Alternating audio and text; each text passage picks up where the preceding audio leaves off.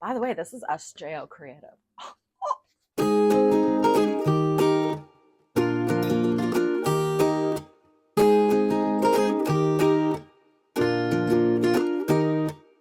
I'm very excited to tell you that I figured out how to lift to unlock the miter saw. I've never used my miter saw before. I've had it for at least 6 months, maybe longer. But I didn't know how to, there's like an unlocking peg here and it just doesn't pull out. But what you have to do, I watched a video on YouTube, is when you're doing it, you have to like kind of wiggle the handle and the locking pin and then it'll come out. And it's a game changer. I'm so happy because now for the other 2 pegboards that I have to put up in the store, it's going to be so perfect and so easy. And I'm just really happy. However, I have not used a miter saw before. I'm trying to think if I've used a miter saw. I feel like I must have used it somewhere, but I don't think I have. Like, I certainly haven't used one on my own. So here goes nothing.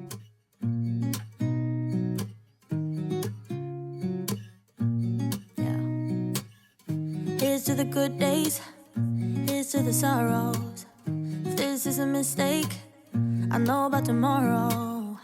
I don't wanna fight no more, cause I don't feel the need no more, no. Just wanna make it stop. Maybe it's something in the water, or maybe we just hit the end of the road. Right now it doesn't even matter. It's too late not to let it go. And that's why I wish you the best and say goodbye. You start to get dressed and then we cry. In my head, I'm thinking, I wonder if I could look more awkward doing this. And I think the answer is no. But what I will say is that I am really comfortable using this tool. And I am using it for the very first time. And I am going to use it so much more, like so much more. Anytime I ever have to cut anything. If you come over with like a sub sandwich, I'm going to bring out my miter saw to cut it in half. Like, I'm obsessed with this tool. It's fantastic. I love it. Okay. And then I will also, you know what I want to do on this? I want to give you an update on the 2 projects that I'm currently working for shop samples, and I'm going to show you those. So I'll do that in a minute. Or like an hour. But for you, it'll be like seconds or minutes. I'm here to give you an update and show you the projects that I've been working on. And I've had some improvement on one, and the other one I had a little bit of a setback. It happens, right? If you're not willing to rip, you shouldn't knit. You gotta be willing to rip. So I ripped. The 2 projects that I'm currently working on actively are The Weekender by Drea Renee Knits. And I ordered patterns from her distributor. And so I'm gonna have those patterns available here at the store. I'm knitting it out of the Saxony yarn by Juniper Moon. And I have it right here. So I'm just gonna show it to you. I'm supposed to knit until it's 15 inches long.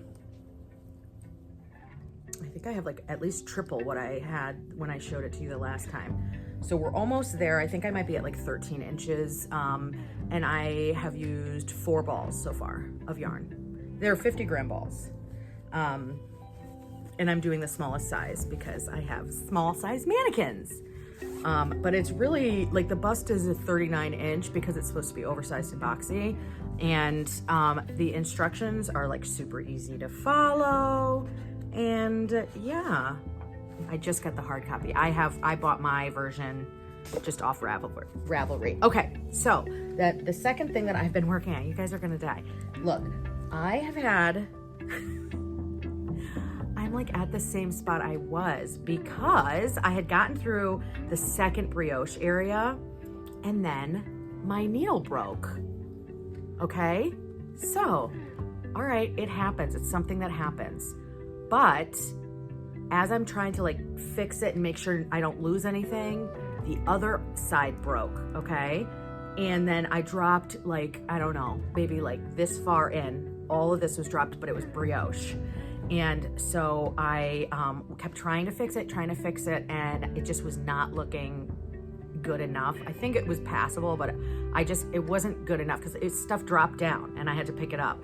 And I'm not as experienced with brioche as I should be to be able to pick it up well, where it looks like it wasn't dropped. Like this looked like, yeah, she dropped it.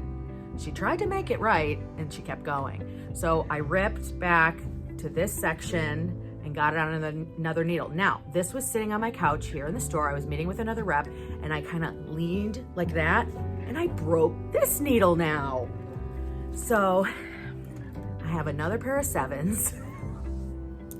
Pretty sure I'm on a 7. Oh shoot, no, there are 5. All right, I gotta find a 5. This is 7, so that's not gonna work. And get going on that so I can get that sample done. But I did get the patterns, which it's total coincidence that I am doing 2 samples by Drea Renee Knits. I didn't even realize they were both by her until I tried to get the patterns. So this is the pattern. This is the kit. It comes with 6 skeins of yarn. I have this awesome bag that I put everything in. And then I just got the pattern. So I just put the pattern in. Isn't that great? So you can open it to the page that you're working on while you're knitting and have it protected. And then also you have a great knitting bag for going forward. It's a nice, this fabric, like canvas fabric here, and then just the plastic here, clear plastic. So, okay, these were the same. Let me show you. And I'll show you the front and the back. So that's like this is what you're buying. This is what the back looks like. And then this is actually the colorway I'm doing. I think in the last video, I said I was doing this colorway, but this is actually the one I'm doing. They're both amazing! So yeah, I just need to like crank that out, so I'm just going to knit everything away. Actually, I've been really loving working the brioche. I was very sad to rip it, and I tried for like a couple hours to not have to rip it, but yeah, such is life.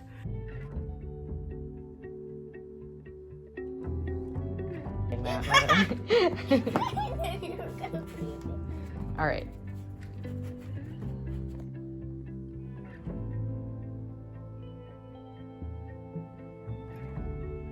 I'm just adding something cute to the like show off wall. So I'm just adding Celebrating Makers, and it's in removable font in this like minty green from the Paper Studio. I can link it in my description box. I think it's gonna look cute. I'll show you after pictures. This is just the beginning. I wanted to tell you about my Celebrating Makers wall. So I put up these hexagon, yep, no, not pegboards, they're bulletin boards. Yeah. Okay, these are like the old knit stitch. This was the original. This is the new design. So I'm filling the wall with some of this knit stitch, and it's Celebrating Makers because it's going to be spinners, knitters, and even other crafts. I just think it's like a cool place to post things. And so like just as an example, this is, I just pulled a couple pictures from my phone, but this is Knit and Design by Sarah, and I used 1 skein of Snug Aran yarn. And then another picture of mine, a hat that I knit for Charlotte's Principal. It says Knit and Design by Sarah, and I used Huasco Chunky yarn. I used another yarn too, but I can't remember what it was, but the blue was Huasco Chunky.